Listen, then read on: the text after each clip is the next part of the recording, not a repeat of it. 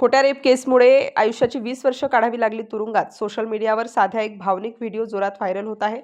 एक व्यक्ती तुरुंगाच्या बाहेर मुलाच्या गळ्यात पडून रडताना दिसत आहे. संबंधित व्यक्तीचे नाव विष्णू तिवारी असून ते नुकतेच तुरुंगातून सुटले. मात्र एका खोट्या बलात्काराच्या केसमुळे त्यांचं आयुष्य उद्ध्वस्त झाले आणि त्यांना मागील 20 वर्ष विनाकारण तुरुंगात काढावे लागले. या काळात त्यांनी आपले आई-वडील गमावले. जेलमध्ये असल्याने त्यांचे अंत्यसंस्कार देखील विष्णू यांना करता आले नाहीत.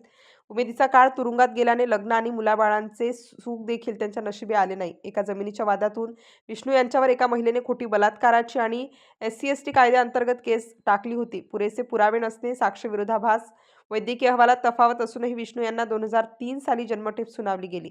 2019 मध्ये केसची पुन्हा कसून तपासणी केल्यानंतर हळूहळू विष्णू हे निर्दोष असल्याचे सिद्ध झाले. आता विष्णू यांची निर्दोष मुक्तता करण्यात आल्याने जेलबाहेर ते साश्रू नयनांनी परिचितांना भेटताना दिसले. विष्णू यांची उमेदीची 20 वर्षे विनाकारण तुरुंगात गेली. कुटुंब संपलं. यामुळे येथील व्यवस्था खरंच पारदर्शी आहे का? न्याय खरंच मिळतो का? अशा संमिश्र प्रतिक्रिया हा व्हिडिओ पाहून नेटकरी अशा संमिश्र प्रतिक्रिया देत आहेत.